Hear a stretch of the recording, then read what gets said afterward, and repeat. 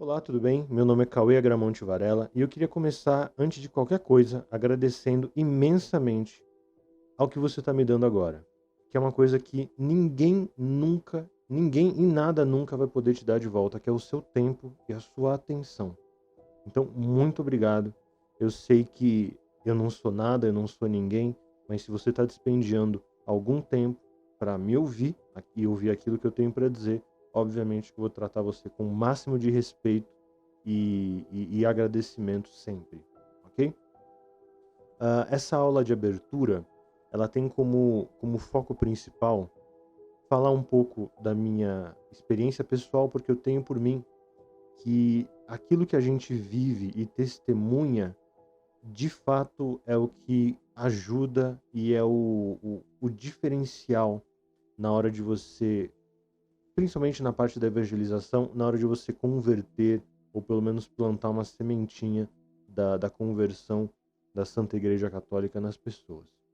E isso é uma coisa que eu sempre tive, né, de forma bastante curiosa. Eu sempre tive essa questão de trazer os meus exemplos pessoais. Eu faço isso enquanto professor, enquanto profissional, enquanto palestrante, de sempre trazer as minhas experiências pessoais, que vai tornar a coisa um pouco mais palpável e real, ok? Eu não vou perder meu tempo falando das minhas qualificações profissionais. Em primeiro lugar, porque eu não ligo para isso. Em segundo lugar, porque hora ou outra vai acabar naturalmente entrando aqui na narrativa e então não será necessário. Eu tenho algumas formações, já vou falar agora, e aí aos poucos eu vou colocando aí dentro da narrativa, mas eu preciso deixar a coisa muito clara que eu não ligo para isso, ok? Eu só me preocupei em ter alguns diplomas, porque infelizmente o mundo hoje, e parte do sistema dele, não vai te dar ouvido se você não tiver um papelzinho falando que um Zé das Couve ali autorizou você a falar de determinada coisa, né? Bom, eu não penduro o diploma, né? Meus diplomas estão engavetados em algum lugar aí, só cuidando para não rasgar, porque eu prefiro muito mais pendurar pôster de desenho e filme do que os meus diplomas. Eu realmente não ligo para isso. Mas eu tenho algumas formações por conta disso, né? Porque se eu não tivesse, muita gente me desqualificaria, muita gente tentaria dizer que o que eu tenho para dizer não é válido. Então, com isso, eu consigo, de fato, ter no mínimo, né, dar aquela famosa carteirada nas pessoas. Ó, eu tenho essa formação, mas aqui entre nós eu realmente não ligo. A minha formação mãe é filosofia. Foi a primeira universidade, o primeiro curso superior que eu fiz foi filosofia. Em seguida, eu fiz psicanálise, uma pós-graduação em psicanálise, e posteriormente eu fiz geografia e história. E hoje tenho cursado também outra coisa, não tem nada a ver aqui, mas de forma complementar, sistemas de informação, né? Essa é a minha última faculdade. A minha última faculdade, ela está bem no começo. Então, ao todo, aí são alguns cursos, né? Filosofia, História, Geografia, com pós-graduação em Psicanálise e agora Sistemas de Informação. Ah, uma das coisas que eu me recordo, que até mostram o porquê que eu busquei essa vida um pouco mais acadêmica, é a minha base. A minha base, porque aqui falando como psicanalista clínico, ok? Existe uma faixa etária de extrema importância na vida de qualquer pessoa socialmente ativa, né? Que é a primeira e parte da segunda infância, até ali meados da pré-adolescência. Essa é a fase em que você vai moldar as bases da sua personalidade. Então, o que quer que aconteça ali não vai desacontecer, né? Estará cravado na sua história para sempre, ok? Tanto é que na pedagogia, se o sujeito não é alfabetizado até 8, 10 anos, alguma coisa assim, ele vira um analfabeto funcional para sempre, né? Então ele vai até escrever o nomezinho dele e tal, mas ele não vai conseguir ligar o objeto real da realidade, né? O correspondente do objeto ao símbolo, né? Então ele vai escrever elefante, mas ele não vai conseguir fazer a ligação ao animal elefante. Então você vê como essa fase é muito importante. E nessa fase, que foi até os meus 10 anos de idade, foi uma fase do ponto de vista emocional muito rico, muito rico. Então, eu fui criado pelo meu avô e pela minha avó. Eu sou o estereótipo do cara que o pai foi comprar cigarro e não voltou. No meu caso, eu fui comprar um cigarro no Havaí, né? Depois eu descobri que ele mora no Havaí.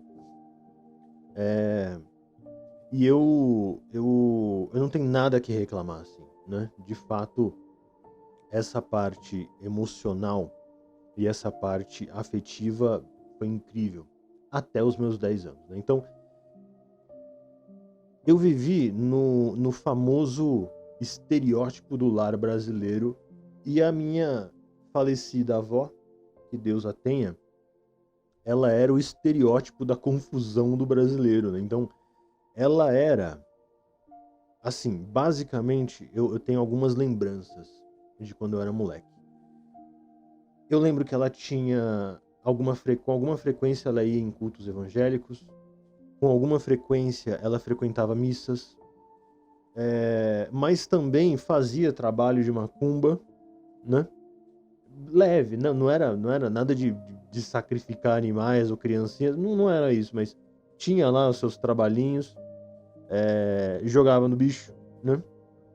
E também tinha lá o seu Buda com moedas num pires, né? Que obviamente eu furtava pra comprar tubaína e pão doce na padaria, coisa que na época com R$ 1 você passava a tarde, né? Fazendo isso. E E ao mesmo tempo tinha um clima muito panteísta. É claro que na época nem nomeavam assim, mas hoje eu identifico claramente como um meio panteísta por conta do meu avô. Que não era o meu avô de sangue, ele era o marido da minha avó. Ele também já é falecido, que Deus o tenha.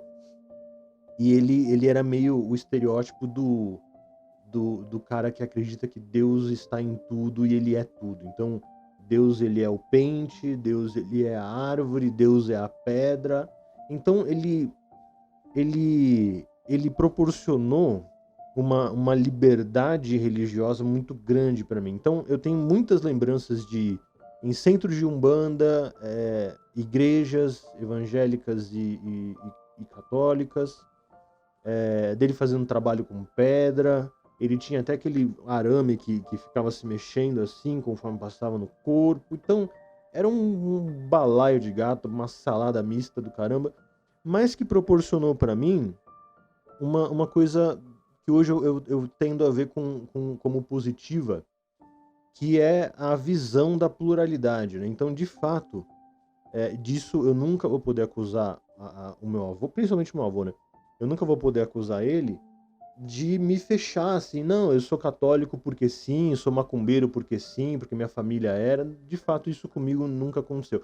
O ateísmo nunca foi uma opção, né? Então, apesar de ter essa bagunça religiosa, a crença em Deus era basilar, né? Então a gente fazia orações com regularidade, ele sempre falava de Deus, do transcendente, da alma, das questões metafísicas, não necessariamente religiosas, né? Então ele falava muito da energia do universo, ele falava muito da energia do corpo humano, tanto que ele mexia com pedras, né? Então, é, é, eu sei hoje, com a cabeça que eu tenho, que era uma confusão gigantesca que eles viviam, que eu não sei as consequências disso eternas, ok? Não sou Deus e não me cabe isso, eu só rezo para que eles estejam na graça. Mas, para mim, teve um efeito muito positivo, porque ninguém vai poder me acusar de, não, você é assim porque você foi criado desde sempre, né? Então, em primeiro lugar, esse argumento, que é o famoso católico de IBGE, ou seja, a religião que for. Ah, eu sou porque minha mãe era. Não é desculpa, né, velho? Porque você é o único bicho na natureza, pelo menos a natureza conhecida pelo homem, que tem a capacidade de romper com os seus instintos naturais e as suas limitações ontológicas, por assim dizer. Então, eu não sei se vocês conseguem ver, mas aqui atrás tem o meu gato, né, que passa o dia dormindo. O meu gato não rompe com a sua natureza ontológica de ser, né, de ser gato. Ele não faz greve de fome, né? O Brasil não, perdão. o ser humano tem a capacidade de fazer greve de fome. Eu falei Brasil porque eu lembrei de um político brasileiro, de esquerda, aí sei lá quem que era, que eu não tô acompanhando política mais, que recentemente, há um mês e pouco atrás, fez greve de fome por uma ideia.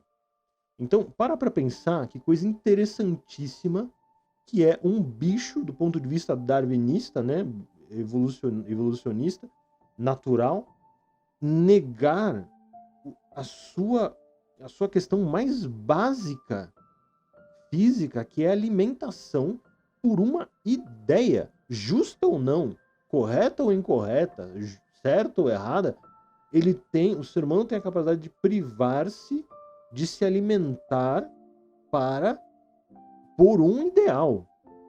Então, não me venha com essa de que você é porque você foi criado assim, porque isso não existe. Na minha, na minha realidade, se eu fosse dizer, olha, eu acho que muito mais forte foi a questão espírita, kardecista barra macumbeiro. O meu avô, posteriormente à minha saída do seio familiar, adotou muito mais e fortemente uma perspectiva umbandista, né, o famoso macumbeiro, do que quando eu era moleque. Não sei se foi por acaso, não sei se isso foi proposital, no sentido de, não, eu não vou expor aqui a minha religião de forma muito contundente para que eu não influencie o moleque, porque ele era assim, né? Ou se de fato ele só encontrou a sua vocação religiosa mais pra frente e aí adotou ela com bastante força.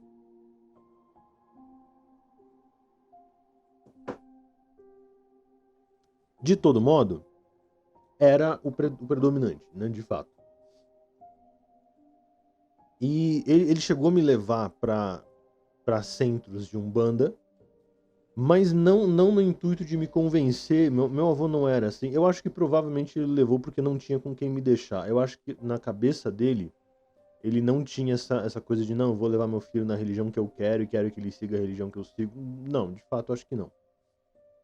Mas objetivamente, é um caso clássico de que eu fui criado, sim, numa religião predominantemente, numa realidade familiar predominantemente espírita barra umbandista, e que naturalmente eu rompi. Então não houve aí uma influência. Eu sequer cogitei ser espírita, né? Já logo no começo da minha pré-adolescência, porque eu fui emancipado pela vida muito cedo. Então, esse é um outro detalhe que torna a minha narrativa um pouquinho diferente. Nem melhor nem pior, só diferente. Que é o seguinte: eu nasci em 88, eu tenho 36 anos de idade. Faço 37 esse ano. E no dia 2 de junho de 2001, a minha avó amanheceu falecida. Então, ela faleceu dormindo durante a madrugada. E isso foi um baque muito grande, tanto para mim como para o meu avô. Apesar da saúde dela estar bem debilitada, ela não era velha, muito pelo contrário, ela morreu com 52 anos, eu acho. Mas ela era extremamente obesa, né? Tinha problemas gravíssimos nas pernas de circulação, tava realmente bastante complicado. E teve um infarto fulminante dormindo. A morte mais desejada, né, por todos, porque provavelmente não sentiu nada, deitou-se e acordou do outro lado e ok, né? No entanto, exatamente um mês e alguns dias depois, a minha bisavó faleceu, a mãe do meu avô. E o meu avô não era meu avô de sangue, né? Ele era o marido da minha avó. E a minha bisavó falecida morava aqui em Budas Artes. E Ubatuba é uma cidade que, para quem já foi, sabe que é bastante complicada. Assim, as perspectivas de carreira e futuro são o cara que se dá muito bem na vida, ou ele vira um empresário, geralmente pequeno, ou ele é caixa de mercado, né, atendente de farmácia. Infelizmente, é uma cidade que, desde a minha época, eu tenho ido com alguma regularidade lá, porque a minha mãe biológica mora lá. Até hoje, assim, não avançou nada. Assim, em muitos aspectos, regrediu, né? Muitos aspectos. Então, o meu avô se viu numa situação, pô, peraí, a minha mulher faleceu, E a minha mãe faleceu e eu tô com esse moleque aqui, né? E a mãe dele deixou de herança uma casa para ele e pro irmão dele, os dois filhos dela. E o irmão dele sempre teve boas condições de vida, então o que que ele fez? Vendeu a casa de Ubatuba e comprou a parte dele e viemos para cá. E em menos de 3 meses, 3, 4 meses, eu já estava numa outra cidade, já estabelecido, né? E a. Olha, tá acordando aqui. E o marco que eu tenho é muito claro que é o 11 de setembro, porque no dia 11 de setembro de 2001, eu já estava morando em Embu das Artes, que é o famoso, né, e trágico evento lá do 11 de setembro, das Torres Gêmeas, e que todo mundo sabe onde é que estava, né, e o que estava fazendo. Eu tinha voltado da escola, então olha só, eu tinha voltado da escola e já estava morando sozinho. Então, o que que aconteceu? Quando a minha avó faleceu, um grande medo do meu avô se aflorou, que era o medo de morrer sozinho. Então, meu avô sempre teve muito medo da solidão.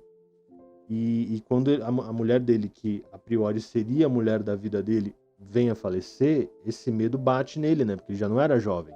Ele devia ter os seus 55, 56 anos nessa época.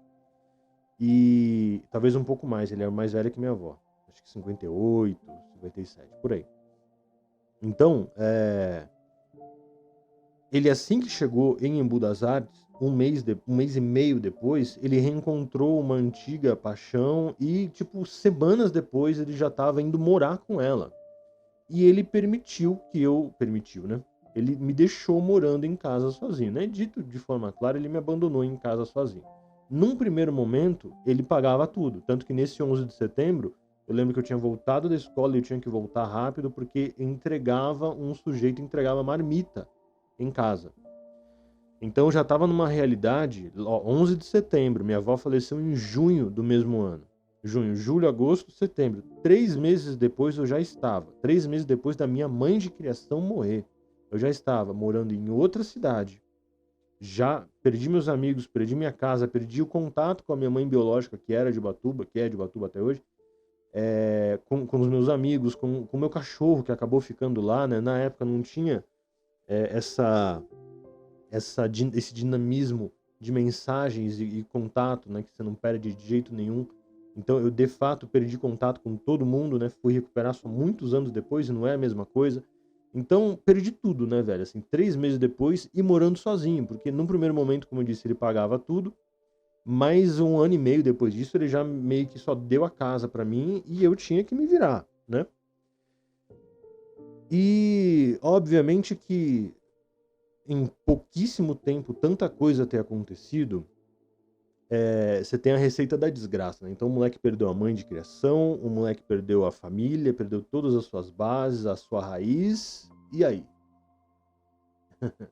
Obviamente que ele tinha que suprimir essa dor e essa angústia de alguma forma, né? E a forma que eu arrumei foi justamente o uso de substâncias ilícitas. Então eu me afundei nas drogas de um jeito que, olha, o que a molecada costuma fazer com 17, 18 anos, eu com 13 já fazia coisas muito pesadas, infelizmente. Eu cheguei, eu não vou ficar aqui fazendo apologia, né? Dando uma de coitadinho, mas eu cheguei a cheirar tiner, né? Crack, cocaína. A cocaína foi um grande problema na minha vida. Muito, muito, muito, muito problemático. E, e parei lá com os meus 17, 18 anos. Então eu meio que me aposentei onde uma galera geralmente começa, né? Numa época em que geralmente as pessoas começam. O que que acontece?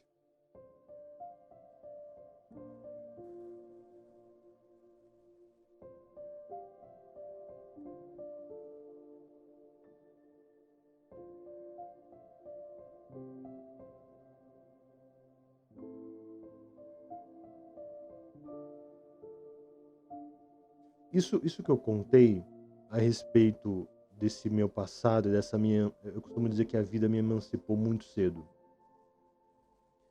Eu falo isso porque.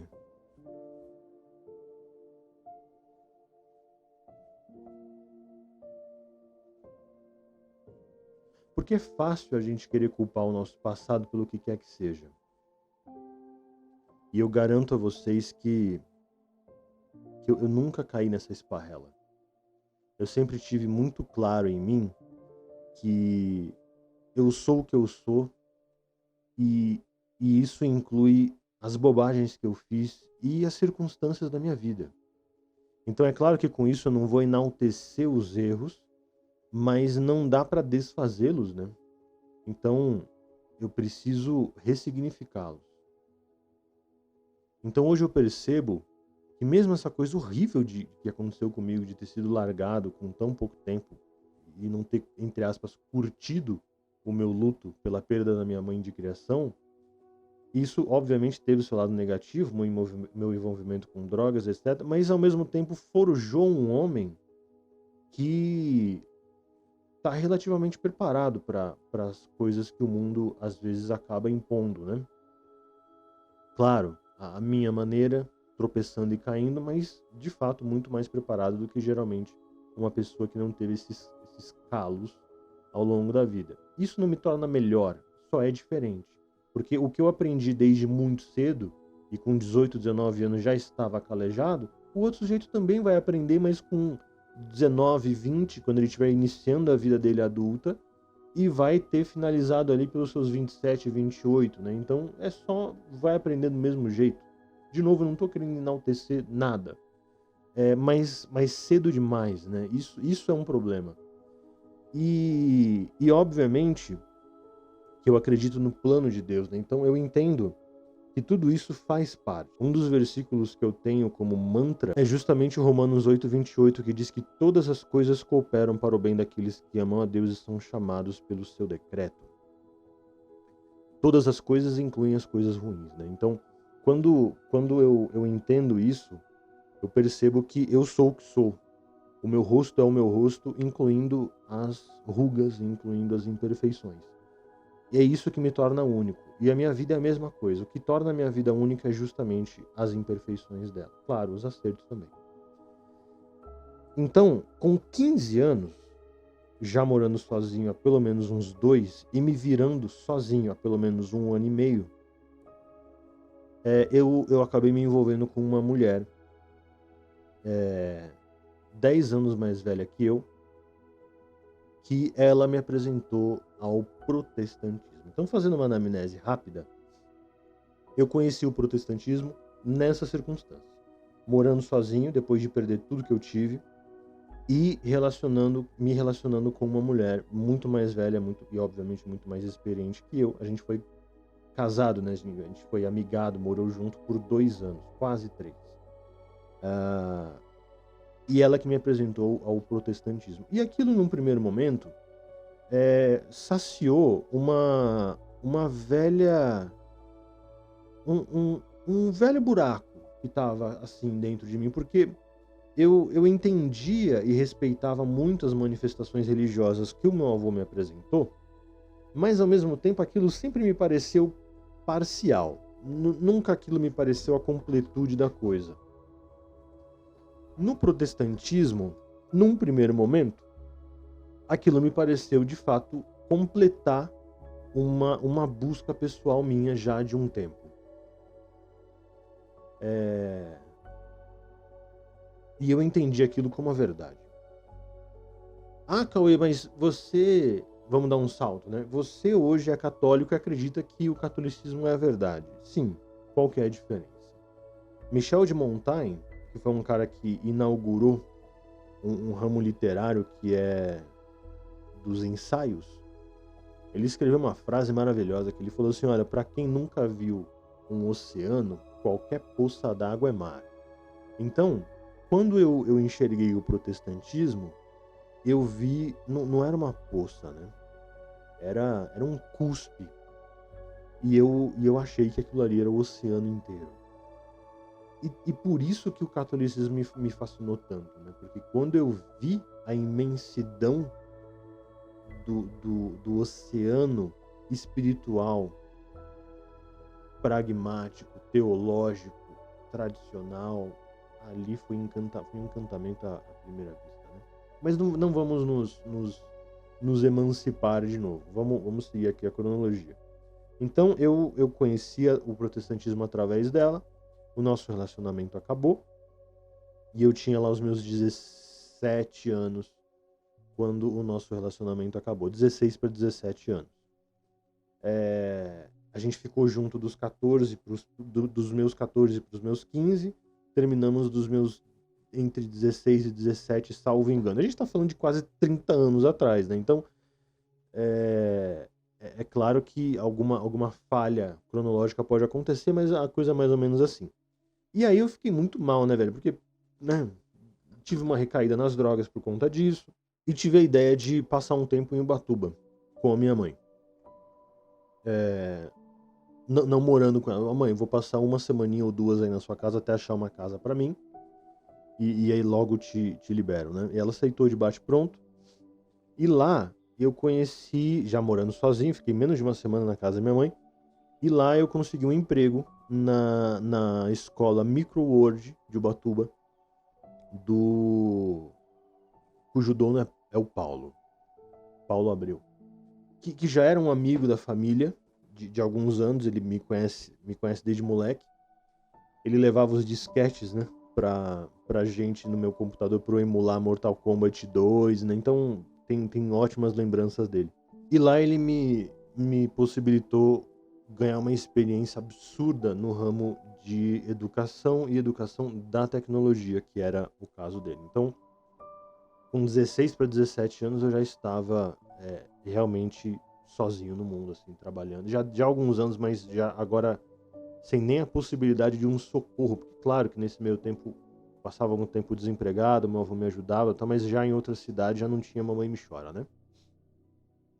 E o Paulo, ele me apresentou o protestantismo da igreja pentecostal, neopentecostal universal do Reino de Deus. Então, ali em Ubatuba, nessa fase especificamente, foi que de fato eu comecei a me envolver muito mais profundamente com o protestantismo.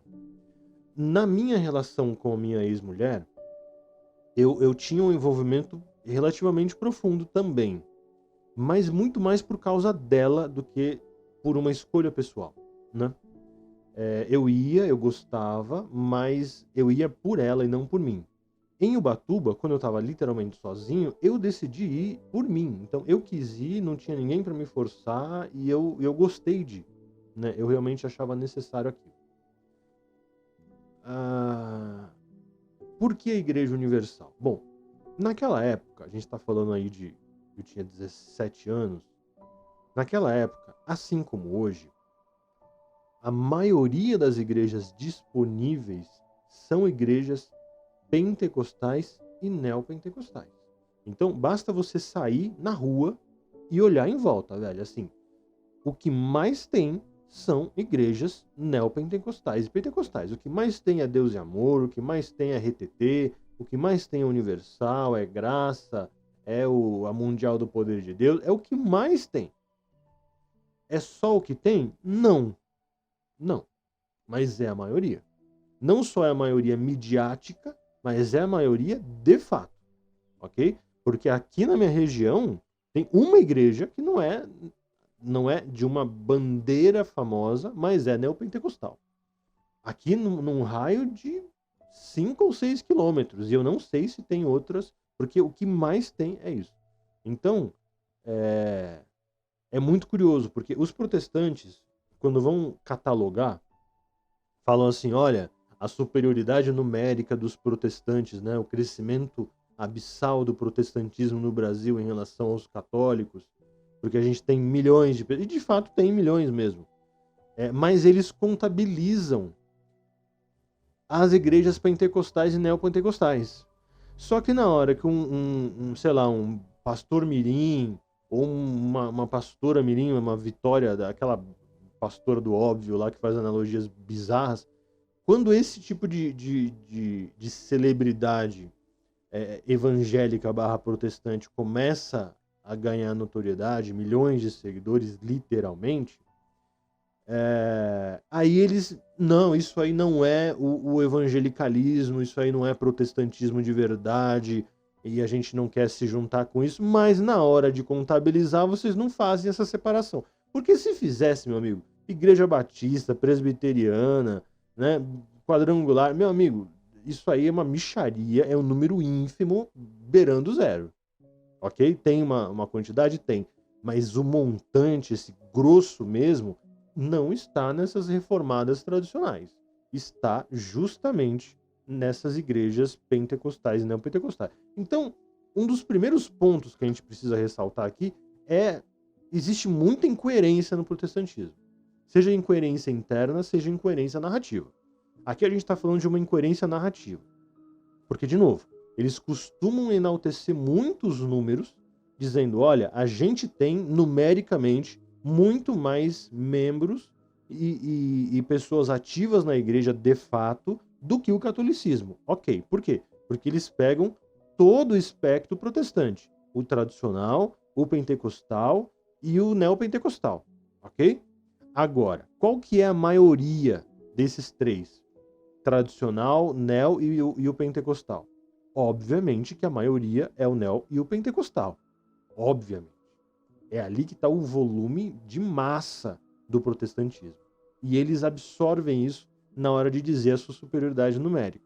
No entanto, quando você fala assim: nossa, olha o que o pastor Silas Malafaia está falando, pegaram um vídeo dele lá ensinando a como pedir oferta, ignorar o desejo do cara. Ah, mas isso aí não é protestantismo. Ué, na hora de contar você fala que é, mas na hora da teoria e da teologia você fala que não é. Ou é ou não é, meu amigo. Ou você puxa pro teu lado e vem com tudo que é bom e tudo que é ruim, ou você ignora. Não tem mamãe me chora. Então, o que eu tinha naquela época, e é a realidade que se apresenta hoje também, era a disponibilidade imediata da maioria absoluta de igrejas neopentecostais e pentecostais. Era o que tinha. Eu morava em Ubatuba, que é uma cidade que chove demais.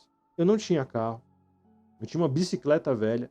E eu não queria estar numa igreja que por chuva ou por alguma questão, uma intempérie natural, eu não conseguisse ir quando eu quisesse.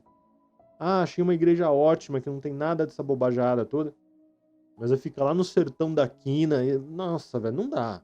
Né? No sol já é um saco de ir pra lá, você imagina na chuva, tá? Então, assim, o que tinha de disponibilidade eram essas igrejas centralizadas, que a maioria eram igrejas neopentecostais. Bom, e o Paulo me apresentou a Igreja Universal, que ficava muito próximo, não só da onde nós trabalhávamos, mas de onde nós morávamos também.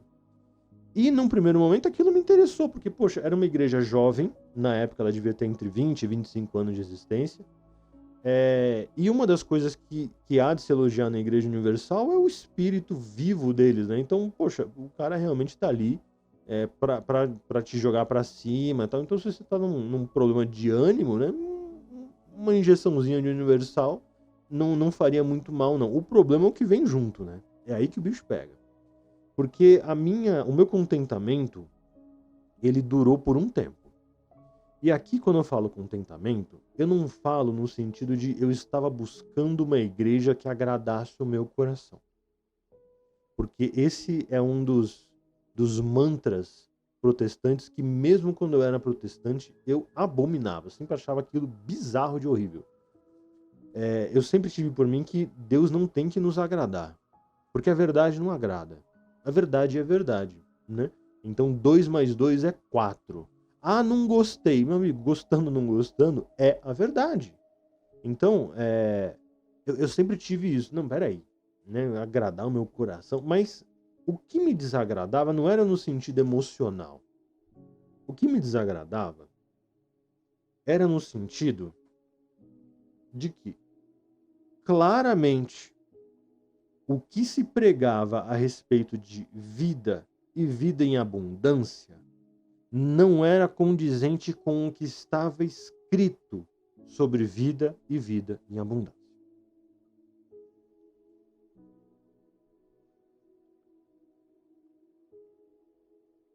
Na minha época existia um movimento na Igreja Universal, que há uns 2 anos atrás eu fui atrás e pesquisei se ainda havia, e nessa época também havia, que é um treco chamado Fogueira Santa. O que é a Fogueira Santa? É um período no ano, que na minha época era no final do ano, salvo engano, em que você fazia um voto de sacrifício de um valor mínimo, né, de R$ 500, e o limite fica a critério da sua fé, onde você faz um pedido num papel, dá para o pastor, que vai entregar para o bispo, e eles supostamente vão até o Monte Sinai, salvo engano, o Monte Sinai, fazer uma fogueira, fogueira santa, e queimar para que o seu pedido chegue até Deus. Bom, primeiro lugar, desde que eu conheci esta porcaria, eu achei isso bizarro. Bizarro. Sempre achei isso o cúmulo da bizarrice. Porque os caras forçam a barra. Porque, infelizmente, o que move a maioria das igrejas protestantes hoje no Brasil, é o que eu posso falar, não sei como é que tá no mundo, é o dinheiro. Meu amigo, se você não dá, você tá endemoniado. Se você não dá, você não tem fé. Se você não... E quantas vezes... Pô, a escola do Paulo hoje é uma escola muito grande, né? Muito grande. Mas na época, eu ajudei a construir aquela escola, literalmente. Mas na época, pô, eu não ganhava nada, velho. Eu pagava acho que 300 pau num quartinho de aluguel e eu ganhava acho que 500, 600 conto e nem era fixo, cara. Porque era assim, 10% do lucro total da escola ele pagava pros professores. Tinha meses que os professores ganhavam mais do que o Paulo, que era o dono. A gente viu isso várias vezes. O dono da escola ia de bicicleta velha, mano. Mais velha do que a nossa. E incontáveis vezes, o cara, se você não der agora, você não tem fé. E eu não tinha nada. Ou às vezes tinha o dinheiro exato pro aluguel e pra uma semana de comida. Tinha, sei lá, 350 pau. Pô, 300 tem que dar pra dona Eunice do aluguel do meu quartinho e 50 pau que eu tenho pra passar a semana, velho. Não, mas se você não der tudo, porque lá tem a senhorinha da esmola, né? Passagem bíblica, famigerada passagem bíblica. Por que que ela deu mais que todo mundo? Porque ela deu tudo que ela tinha. Então não interessa o quanto você dá, o interessa é o tudo que você dá. Se você tem R$ 1 na conta, dê R$ 1. Se você tem 1 milhão, dê 1 milhão. Porque o que interessa para Deus não é a quantidade, de fato. Mas para vocês é. Porque interessa a quantidade, sim. De fato, para Deus não interessa a quantidade. Interessa o que te moveu a dar. Mas para a igreja universal e a maioria das protestantes interessa, sim, o quanto que você está dando. Não interessa se está dando de boa vontade. Se for R$ 1, eles não vão gostar, né? Bom. E eu e o Paulo, a gente conversava muito sobre essas coisas que nos incomodavam, né? Então, a gente via certas interpretações e certos malabarismos que eram feitos com a palavra de Deus, e a gente lia o contexto daquilo, sem saber a gente estava praticando a exegese, e a gente falava, velho, isso aqui tá meio esquisito, né, meu? E a gente acabava de um certo modo falando mal do pastor. Nossa, mas o cara falou aquilo, mas, porra, que bizarro, velho. Que bizarro. E a gente se sentindo mal com isso, um dia decidiu ir lá conversar com ele. Eu não lembro o nome dele, mas a cara dele tá bem clara pra mim. E a gente, educadamente, decidiu ir lá, porque a gente não se sentia bem falando mal do cara. Não fazia cupuinha, não fazia rodinha, não falava mal pelas costas. Era só entre eu e ele e no ambiente de trabalho ainda, não era nem na igreja, né? Eu mesmo não tinha amigo da igreja, né? E aí, ele não gostou, assim, ele não gostou da crítica, assim, ele não gostou, ele ficou putaço, assim, putaço.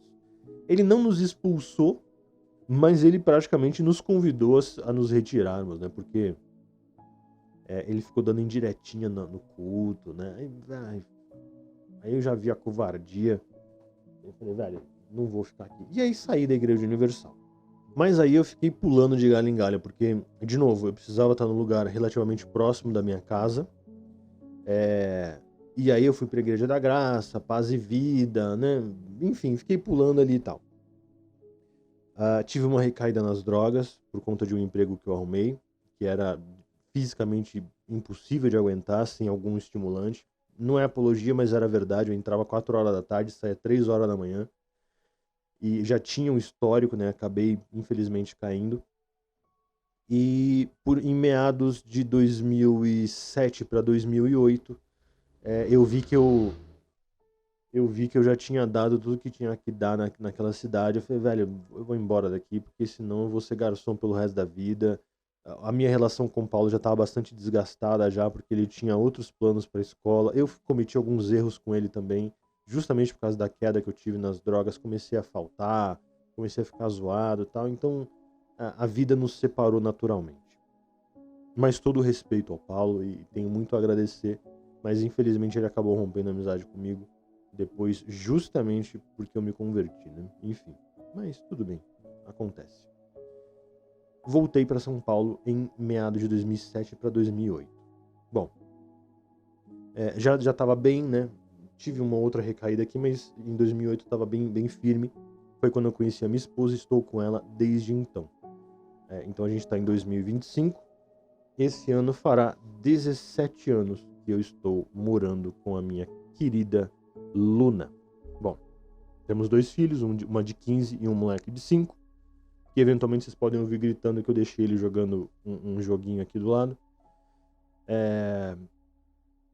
E quando a gente ficou junto, eu decidi trazer esse cristianismo para nossa família. Então a gente, de novo, começou a buscar igrejas próximas e que atendessem minimamente o nosso requisito de, a gente quer uma pregação razoável, a gente quer Bíblia, a gente quer o mínimo de distorção. Eu cheguei a levar ela em algumas igrejas universais, que eu pensei que aqui em São Paulo talvez fosse melhor, né?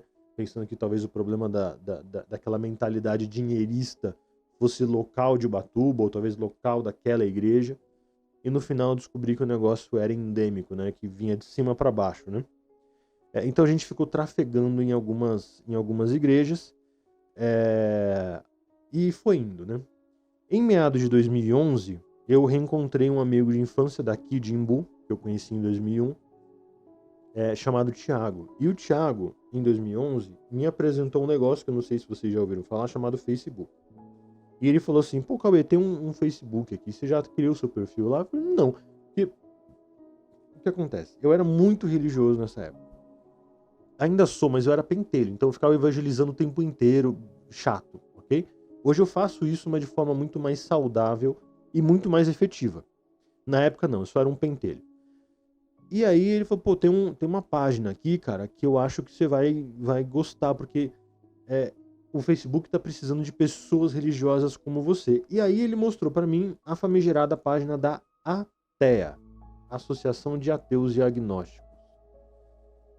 E ali, aquilo me causou uma revolta interna muito grande, porque eu via argumentos contra a existência de Deus que internamente eu sabia que eram bizarros de ruins, falsos, e eu não sabia responder logicamente. Eu sabia que estavam errados, mas não sabia formular uma resposta. Aí eu entrei no Facebook com esse intuito. Eu vou combater o ateísmo. E eu debati com muito ateu.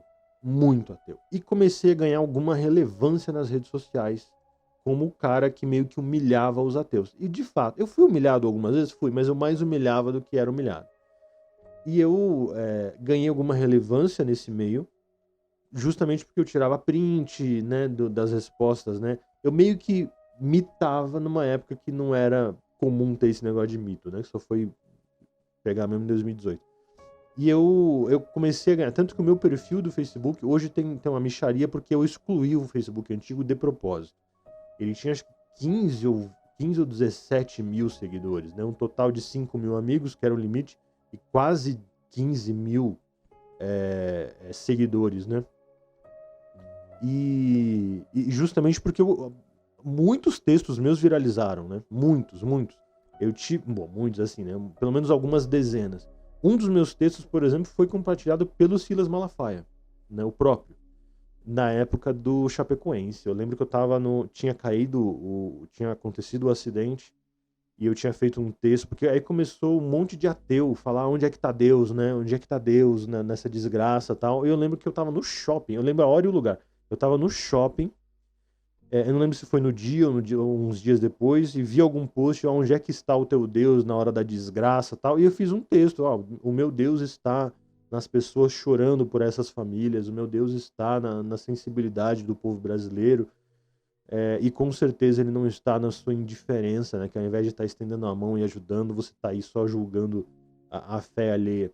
Foi um texto muito bem feito, eu infelizmente perdi esse texto, mas ele viralizou muito rápido e o Silas tirou um print do meu texto com a minha cara, o meu nome. Aí, meu filho, já viu, né? Tipo, em semanas teve, sei lá, 7, 8 mil seguidores, assim. O que na época era muito, né? E, enfim, comecei a ganhar essa notoriedade de debate. Só que assim, debate vai, debate vem, começaram a aparecer os católicos. Assim, pô, você debate muito bem, humilhou fulano, não sei o quê. Que religião que você é? Ah, eu sou protestante, evangélico, né? Frequento aqui algumas igrejas e tal. Ah, mas isso aí é errado, você tem que ser católico, tem que voltar pra casa e tal. E acabei caindo lá por volta de 2014, 2015, acabei descobrindo a famigerada página Cai a Farsa Protestante.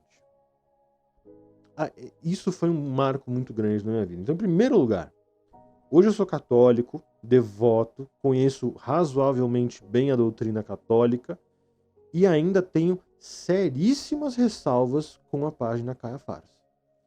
Principalmente na figura do falecido dono Paulo Leitão. Eu cheguei a debater pessoalmente, não fisicamente, mas eu cheguei a debater virtualmente direto com o Paulo Leitão algumas vezes e o humilhei. E não me arrependo disso. Ele merecia ser humilhado, porque ele era muito esquisito. Muito, muito esquisito. Que Deus o tenha na sua graça e oremos pela sua alma, mas, poxa, é muito esquisito as coisas que ele falava. E essa página, infelizmente, criou em mim, como em muita gente, um estereótipo de catolicismo. Então eu não sei como é que essa página tá hoje, não sei se ela melhorou, se ela piorou, nem me interessa saber.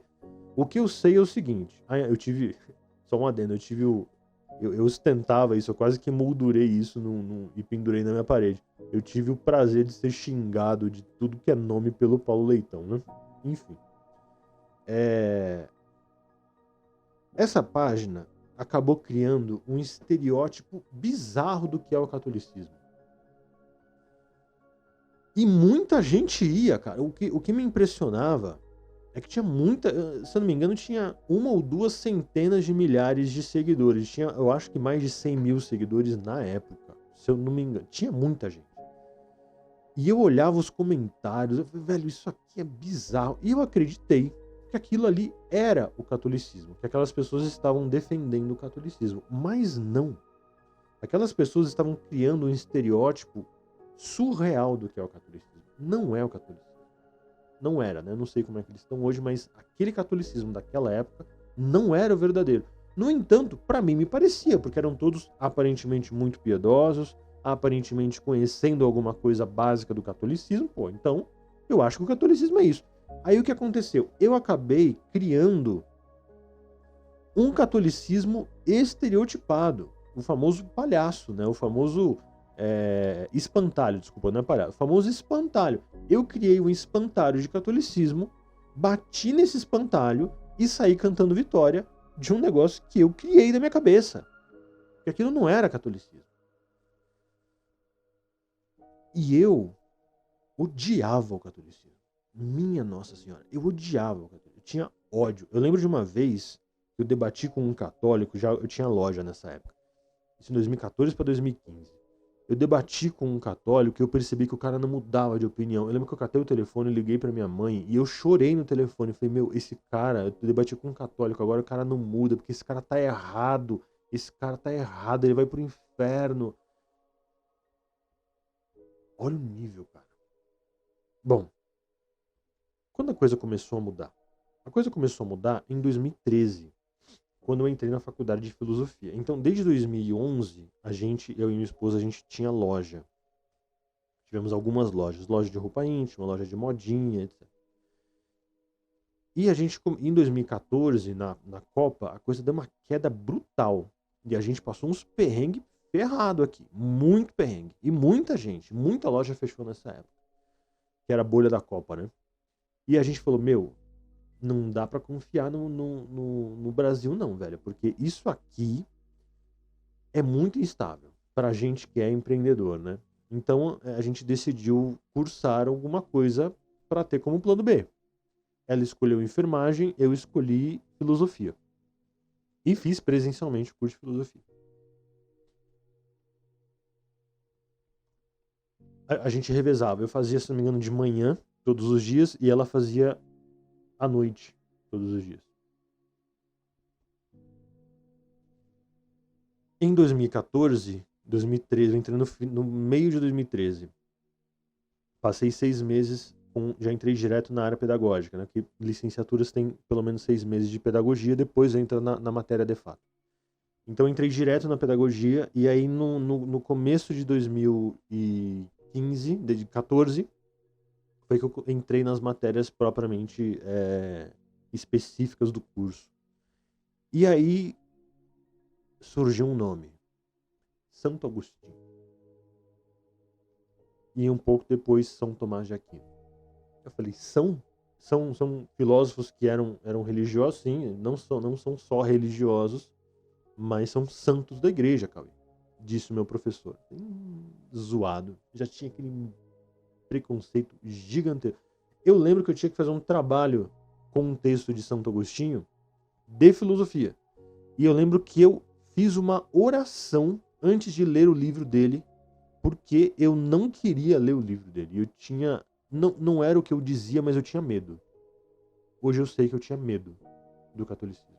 Eu acho que é o sentimento mais comum que você vai encontrar nos protestantes, que ele nunca vai nomear isso, mas era medo.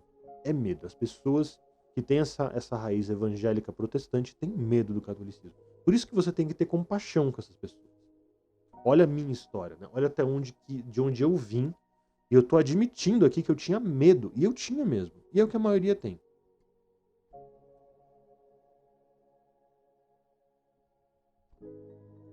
Aí eu li aquele negócio. Se eu não me engano, as Confissões. Capítulo 11, sobre o tempo. São Tomás, para quem não sabe, São Tomás dividiu de forma bastante clara teologia e filosofia. Ok? Então, a Suma contra os gentios, a Suma teológica, você tem ali partes muito... que ele era muito, né, sistemático. Então você tem partes ali claramente filosóficas. Então as 5 evidências as 5 evidências a favor da existência de Deus, etc. E a parte propriamente da doutrina da igreja. Então em São Tomás era muito fácil eu ler só a parte filosófica, que ele puxava como um comentário de Aristóteles, etc., e ignorar a parte religiosa doutrinária da igreja. Mas Santo Agostinho não.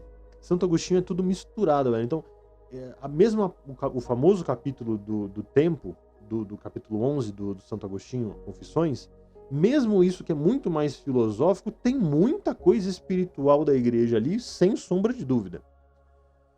E quando eu vi, porque em São Tomás eu ignorava isso, eu não tinha tido contato, pelo menos não com muita atenção, essa parte espiritual religiosa católica. Agora em Santo Agostinho eu tive. E ali me deu eu acho que existe vida inteligente nesse meio, né? Mas o cara 400 anos depois de Cristo é só, né? Mal sabia eu. E aí...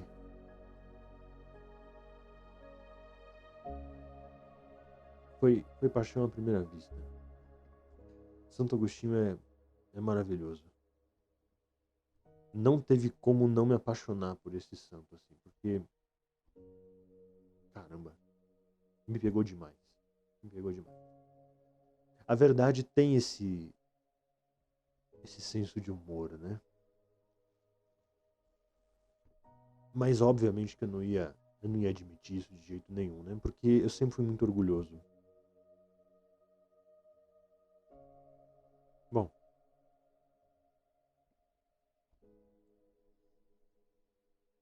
eu também eu sempre fui muito envolvido com política. Não no sentido partidário, mas no sentido filosófico.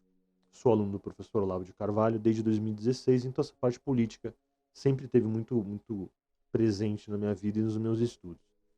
E aí, certa feita, em 2016, eu decidi estudar um pouco mais de afinco sobre o marxismo cultural de Antônio Gramsci.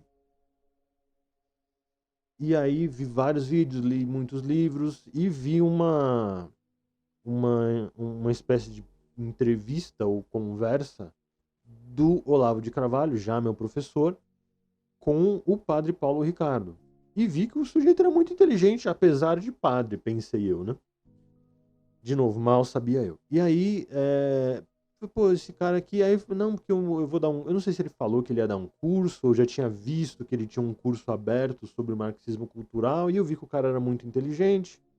Eu vou assistir porque não é um curso de religião, né? É um curso de política e o curso estava aberto no YouTube, acho que está aberto até hoje. E aí eu decidi assistir o curso. Olha, ali foi a primeira sementinha, assim, porque a semente propriamente de conversão, né? A semente de inteligência já tinha sido plantada tanto pelo Santo Agostinho como posteriormente São Tomás. O próprio Lavo me deu esse insight também de, tipo, nossa, o cara é muito inteligente e é católico, né?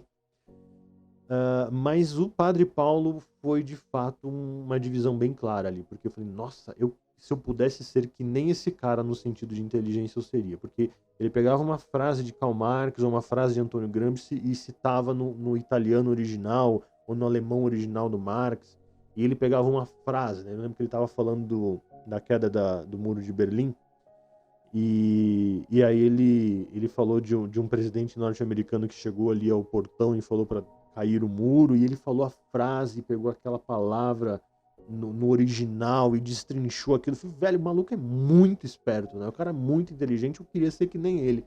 Pena que ele é católico, né? Aí decidi assistir um vídeo dele que não fosse de política. E acabei caindo em um vídeo sobre os milagres eucarísticos. Ali o bicho pegou. Porque quando eu tive acesso aos milagres eucarísticos, não teve escapatória. Hoje eu entendo por que o São Carlo Acutis focou tanto nos milagres eucarísticos e o porquê que eu acho, assim, indesculpável a Igreja Católica não falar disso rotineiramente. Porque é a prova cabal, inequívoca, de que ali no catolicismo reside a verdade, a religião verdadeira. Não está no dogma, não está na tradição.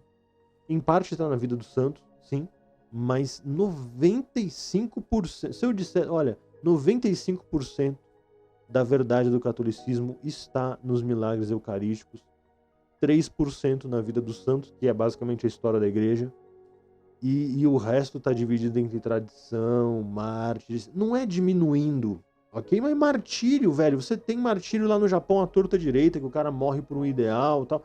Não é bem a prova. É claro que no todo ajuda demais para você convencer o sujeito que aquilo ali é verdade, mas os milagres eucarísticos, eu desde o começo, eu entendi o seguinte: se isso aqui for verdade, significa que Deus, de fato, está de corpo presente dentro, literalmente dentro da Igreja Católica. Ah, mas Cauê, milagres acontecem em várias denominações e não se limitam à Igreja Católica. Sim, mas se de fato Jesus está na Eucaristia, pensava eu, os milagres que também de fato sejam atribuídos a Deus e não sejam charlatões ou, sei lá, coincidências cósmicas do universo, provam que Deus pode passear em outras denominações, mas é para o catolicismo que ele volta, porque é lá que ele reside. Então, ali teve uma. Quando eu percebi isso, aí eu comecei a estudar os milagres eucarísticos. Confesso que torcendo para estar errado. Ai, tô todo arrepiado.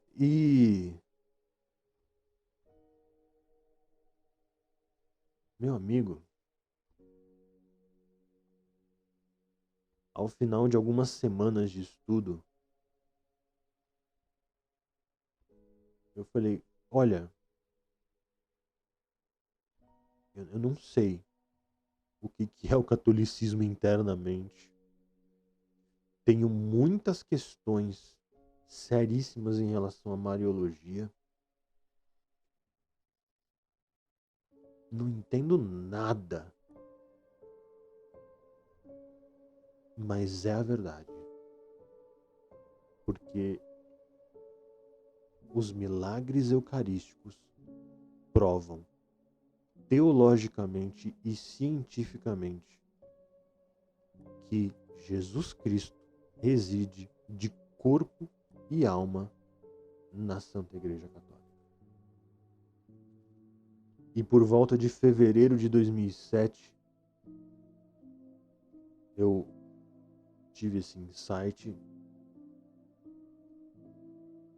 catei meu celular,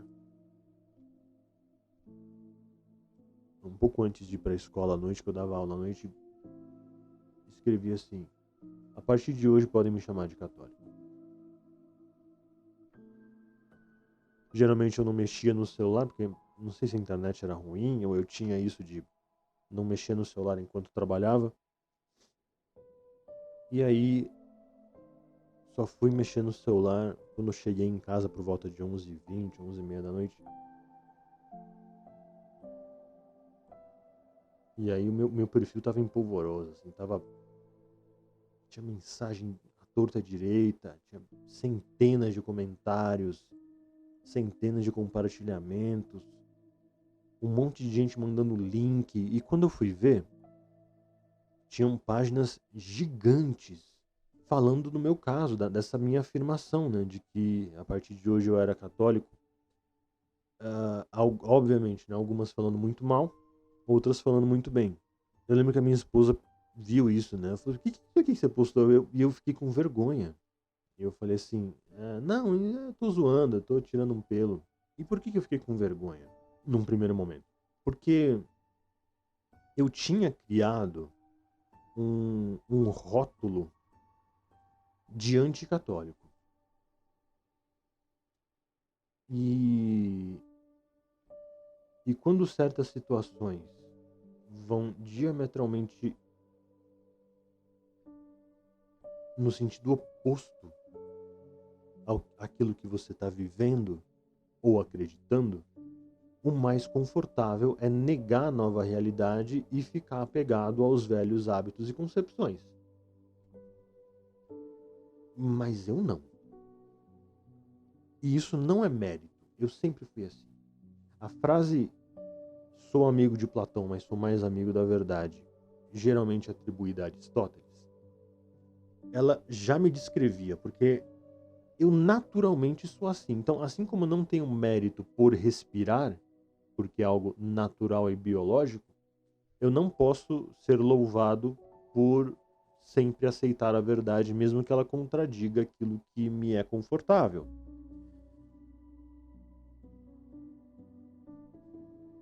E eu decidi abandonar literalmente boa parte dos amigos, das páginas que me seguiam, em suma do próprio perfil que eu construí, porque eu acabei posteriormente excluindo esse perfil justamente porque tinha muito protestante ali que qualquer coisa que eu postava, já nessa nova realidade católica, eles vinham encher o saco.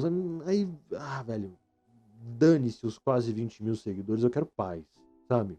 E excluí o perfil, né? Excluí literalmente, não é que eu...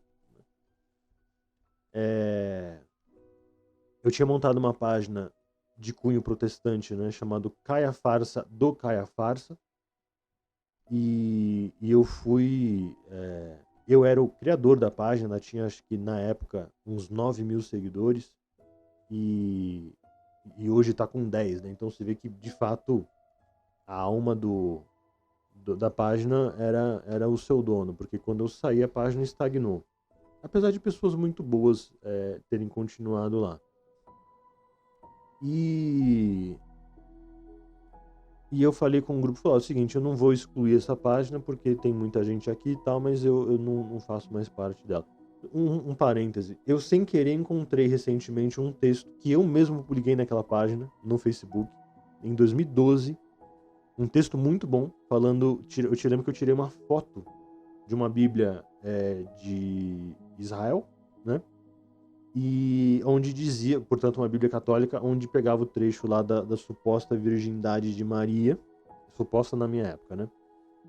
E eu escrevi um texto falando lá que tinha um comentário dos tradutores falando que de fato a palavra ali não dava a entender de fato que ela era virgem, não sei o quê. E eu lembro que eu elaborei um texto na época muito bom, que ninguém conseguiu responder adequadamente, porque eu li todos os comentários, que se limitavam mais ou menos àquele ano, mas nenhum deles respondeu. Aí eu entrei lá e respondi o meu próprio texto, né? E foi uma experiência bastante interessante, porque eu consegui meio que fechar um ciclo, né? Porque eu li o texto, encontrei as falhas do texto e fui lá e respondi o meu próprio texto 13 anos depois.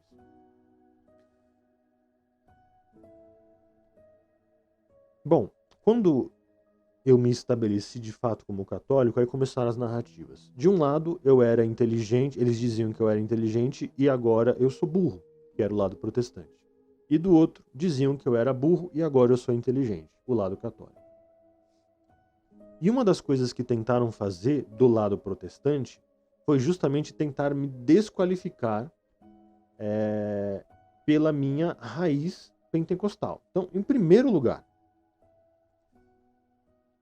quando eu debatia com católicos e humilhava os católicos, a minha raiz pentecostal não era um problema. Então aí a gente já tem um problema, uma contradição. Por que quando eu era da Universal e debatia com católicos e humilhava, vocês não desqualificavam meu debate por eu ter sido ou fazer parte da Universal, mas uma vez que eu abandono o protestantismo, aí isso passa a ser uma pedra de tropeço na minha narrativa histórica? Não faz sentido. Segundo lugar, o fato de eu ter, entre aspas, conhecido o protestantismo através das suas versões mais medíocres, que são as versões pentecostais e neopentecostais, não exclui ou não exime o fato de que eu, mesmo frequentando essas igrejas, em primeiro lugar, não reconhecesse e acusasse os erros dela, como eu de fato fiz inúmeras vezes, mas também que eu não tivesse e não tenha feito e não tenha aproveitado e feito de fato um estudo bastante forte e rigoroso das raízes protestantes, como de fato eu fiz. Tanto que uma das lutas que eu tive dentro do protestantismo, e foi mais ou menos na época que eu conheci o catolicismo, enquanto adversário de debates, foi o calvinismo. Cara, eu não suportava calvinista. Não suportava. Calvinista é um tipinho que é muito complicado de você conversar, cara. É muito chato. Porque, no final das contas, o que eu entendi? Que o calvinismo é uma das piores heresias dentro do seio protestante.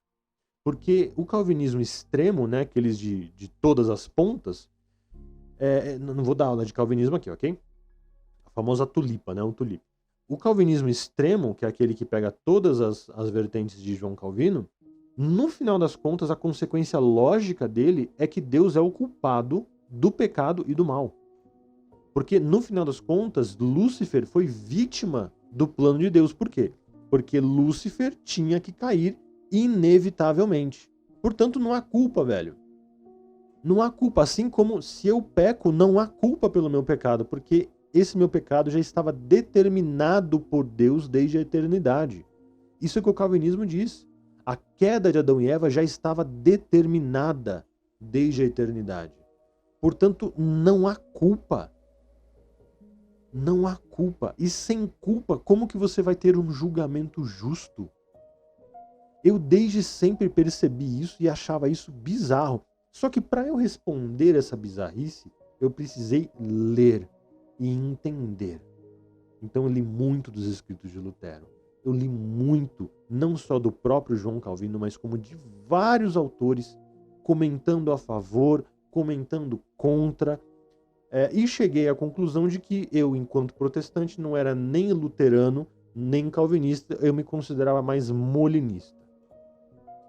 O molinismo é meio que um meio do muro ali, em cima do muro. Então ele entende as responsabilidades humanas, mas entende também as determinações divinas. Então ele é ali meio que uma forma de equilíbrio, mas ainda assim eu achava um pouco imperfeito em alguns pontos. Eu aceitei essa cosmovisão protestante em boa parte pelo próprio William Craig. Porque o William Craig escreveu alguns artigos justamente explicando essa questão do determinismo do livre-arbítrio. Então, obviamente, que para eu estudar e responder, porque nesse sentido o protestantismo calvinista é muito superior aos outros, porque eles estudam mesmo. Eles estudam e não é pouco, ok? Então, para eu responder esses caras, eu tinha que estudar e também não foi pouco. Então, é claro que o fato de eu ter nascido na Igreja Universal enquanto protestante não significa que eu não tenha estudado o protestantismo raiz. Não significa que eu não entendia as raízes dos arminianos, dos calvinistas, dos luteranos, etc. Então eu li, eu entendi e eu sabia muito bem o que eu estava fazendo quando eu decidi me tornar católico. Porque, de novo, eu achava que aquilo ali era um mar, né? Mas na verdade era só um cuspe. Não era nem um cuspe, era uma gota de nada, era uma gota de mijo. Porque quando eu encontrei o catolicismo ali, eu percebi a profundidade. Porque não só horizontalmente é incrível, mas como reflete nos céus e ainda por cima tem muito mais na sua profundidade. A coisa é incrível e muito densa. Mas ainda restavam muitas dúvidas, né? Eu não sabia o que era a Mariologia, eu não sabia o que era rezar o terço, eu não sabia o que você tinha que fazer na missa, velho. Então, aqui já fica uma coisa também para que as pessoas entendam. Se você não estiver entendendo nada no catolicismo, vá na missa mesmo assim, mesmo sem entender. Porque Deus ele vai, aos poucos, colocar a direção para que você busque esse entendimento. Faça catequese, leia o catecismo. O catecismo é um livro indispensável. Por coincidência, ele está aqui, porque essa aula não planejava falar do catecismo, mas ele está aqui, ó. Ele tá meio velhinho, porque eu uso ele bastante. Essa aqui é a versão grande e é o livro de cabeceira que todo mundo tem que ter. E aqui um detalhe, uma das coisas também que me trouxe nessa época de debate com os católicos, eu lembro que teve uma pessoa, eu não lembro quem foi, mas essa pessoa falou assim: pô, você já leu o catecismo, velho? Aí eu falei: não, nunca li não. Porque eu acho que esse catolicismo que você tá falando aí não é o catolicismo real não, meu amigo. Vai ler o catecismo, porque no mínimo você vai ter pelo menos armas melhores para combater o catolicismo que você quer combater. Eu falei: tá bom, né? Aí peguei um catecismo velho e comecei a ler. E já de cara, essa pessoa provavelmente sabia o que estava fazendo, porque como a minha formação inicial era justamente a formação filosófica, aqui de cara, né, a gente tem citações de Santo Agostinho, a gente tem citações de São Tomás, a gente tem a questão da existência de Deus, né, começando com o eu creio, ah, no prólogo, na vida do homem, conhecer e amar a Deus, e foi me pegando de um jeito assim que, uma vez que você vê a verdade do catolicismo, você não pode desver, mas você tem a opção de como que você vai reagir a essa verdade. E muitas pessoas reagem negativamente, né? Infelizmente, muitas pessoas têm essa aversão. Graças a Deus eu não tive isso. Eu consegui engolir o meu orgulho e mesmo contradizendo tudo que eu disse nos últimos 3 ou 4 anos anteriores a esse anúncio, eu falei: olha, eu tô com a verdade é essa. Não tem como fugir. E essas questões que naquele momento me eram periféricas, aos poucos elas foram se tornando claras, né? Então, em 2017, em fevereiro de 2017, quando eu anuncio essa minha conversão, eu posso dizer com algum grau de certeza que foi somente em 2021 para 22 que eu de fato me tornei um católico estruturado do ponto de vista de doutrina e de conhecimento. Então, todo esse tempo de quase 6 anos, de 5 a 6 anos, eu fiquei estudando o catolicismo. Estudando com muita seriedade, com muito respeito e me desafiando, porque eu tinha muito preconceito. O terço, por exemplo, era um preconceito gigante que eu tinha. E eu tive uma experiência, no mínimo, curiosa com o terço. Eu lembro que eu comecei a estudar demais e o lance do terço e da Ave Maria vi o tempo inteiro E eu pulava aquela parte. Até uma hora que eu falei, não, eu vou ter que encarar isso aqui uma hora ou outra, né, velho? Porque não dá pra ser católico e ignorar a Ave Maria, não dá pra ser católico e ignorar o Santo Terço. Então vamos lá, né? O que tem que fazer aqui? Ah, essas bolinhas aqui é Ave Maria e essa bolinha aqui do meio, maior, é Pai Nosso. Era isso que eu sabia. Eu não sabia de meditação, eu não sabia de mistério. Eu sabia assim, mas não queria fazer. Mas beleza. E era essa mesa, mas era na minha outra casa. Não tava nessa casa aqui ainda. Isso foi em 2000, antes de 2019. Provavelmente 2018. E aí eu, beleza, né? Então eu sentei numa cadeira e catei e comecei a falar e rezar o terço, apenas com essa mentalidade de bolinhas, 10 bolinhas Ave Marias, uma bolinha solta, Pai Nosso. Oi, oi. Esse é meu gato. Desculpa, eu sou tio dos gatos. Esse é o meu gato e o nome dele é Cachorro. E aí eu comecei a rezar. E aconteceu uma coisa que é indizível. Eu tive uma experiência mística. Eu vi, enquanto eu rezava, eu vi o que eu sou diante de Deus. E não foi bonito. Eu lembro que uns dias antes eu tinha pedido para Deus me mostrar como ele me via. E cuidado com o que você pede, porque Deus pode te atender. E ele me mostrou. E eu só vi erros e pecados incontáveis, alguns dos quais eu sequer me lembrava. Mas falando não faz jus ao que eu vi. Eu vi dor. Eu vi muito, muito sofrimento. E me causou uma angústia tão grande, mas tão grande, que parecia que o terço estava quente. Ele não estava, ok? Mas parecia que estava, porque eu joguei ele. Eu estava com o terço na mão, eu joguei ele na mesa. Ele não chegou a cair pelo vão na parede, mas ele parou ali. Acho que ele só não caiu porque ele prendeu na bolinha maior, que ele chegou a, né, escorrer pela parte de trás da mesa. E eu fui para trás, assim. E eu não encostei naquele texto. Daquele jeito que ele ficou por alguns dias.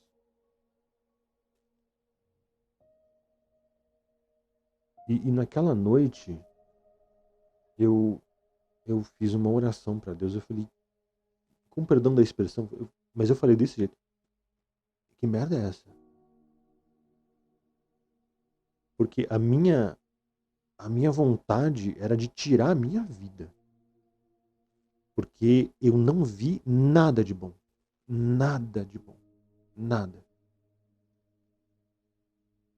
Mas no mesmo dia de madrugada, que eu não conseguia dormir, eu orei a Deus e falei, que merda é essa, cara? É isso que eu sou? E me veio de forma muito clara, não foi uma voz, mas me veio de uma forma muito clara. Sim, é isso que você é, e é assim que eu te vejo. E aí me causou uma dor muito grande. Muito, muito grande. Uma tristeza assim, porque eu vi o que eu sou. Só que aí em seguida, com a mesma clareza, ele falou, e mesmo assim eu te amo. Nossa, eu tive outra perspectiva da vida, de Deus, das pessoas próximas a mim que eu amo, das pessoas em geral, porque até então eu tratava os meus pecados como problemas graves. E não distorçam o que eu vou falar agora, mas eu espero deixar claro aqui. E são problemas graves, a gente tem que evitar o pecado sim. Mas o que eu entendi? Em primeiro lugar, que a gente não vai conseguir não pecar. A gente pode lutar e pecar menos. Mas pecado é intrínseco ao ser humano, infelizmente. E quando, mesmo depois de uma luta muito grande contra o pecado, você cair, ao que me parece, você não pegou Deus desprevenido. Tipo, nossa, ele pecou? Eu nunca imaginaria. Não. Deus, ele sabe desde a eternidade todos os seus pecados passados, presentes e os que ainda irão acontecer. E mesmo assim, ele não só te ama, como ele te criou e te mantém na existência. Aí a minha perspectiva mudou. Eu pensei assim, pô, peraí. Eu sei que eu tô aqui pedindo um perdão pelo pecado e eu vou manter o pedido de perdão por esse pecado. Deus me perdoa porque eu estou em pecado. Mas eu acho que eu não te peguei de surpresa. Eu acho que o Senhor já sabia que eu ia pecar. E me mantém vivo mesmo assim. E me criou mesmo assim, mesmo sendo esse amontoado de pecados e erros. Então, muito obrigado. Não pelo pecado, porque o pecado é culpa minha, mas muito obrigado pelo seu amor. Muito obrigado pela sua misericórdia, muito obrigado pela sua graça. E aí eu comecei a ter uma perspectiva de gratidão a Deus. E era isso que faltava em mim enquanto protestante. Eu não era grato a Deus. Eu achava que eu era, mas eu não era. E essa minha experiência com o Santo Terço me mostrou duas coisas. A primeira, que aquilo ali não é brincadeira, não. A segunda, me mostrou não só como eu era, como eu sou, mas me mostrou como eu sou mesmo e como Deus me enxerga mesmo nesses pecados imensuráveis. Eu sei que eu não sou nenhum Stalin, mas eu tenho muitos pecados. Alguns dos quais graves. E Deus não só já me perdoou, como ele me mantém vivo. Então a minha perspectiva diante disso é de pura gratidão. E isso me tornou não só uma pessoa muito melhor. Temos outro participante aqui. Essa é a Antônia. Não só uma pessoa muito melhor, um pai, um marido, um professor, um psicanalista, mas um católico muito melhor. Porque eu de fato entendi o que é a graça.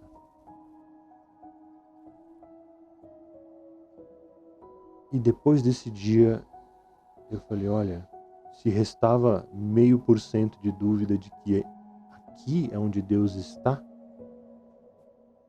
caiu agora. Porque é no catolicismo que está a verdade. E depois disso foi só uma questão de tempo para que o resto fosse compreendido e assimilado. Então é isso, eu acho que como aula introdutória, esse vídeo com mais de 1 hora cumpriu o seu papel. E eu espero com todas as minhas forças que você possa aproveitar o mínimo que seja dessas minhas palavras, dessas minhas humildes palavras, desse humilde relato, para que você entenda não só o que é ser católico, pela visão de uma pessoa que detestava o catolicismo, mas também intrinsecamente, né? Porque o que eu passei, muita gente passou, né? Em maior ou menor grau, com as suas diferenças e peculiaridades, mas é isso que torna o catolicismo tão incrível e mostra como a verdade de fato está lá. Porque Jesus está lá, de corpo presente, não é metaforicamente, ele está lá de fato, não é um símbolo.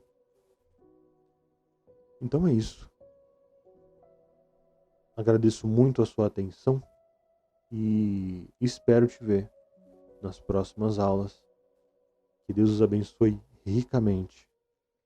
Que Nossa Senhora, nossa Mãe, nosso eterno socorro e refúgio,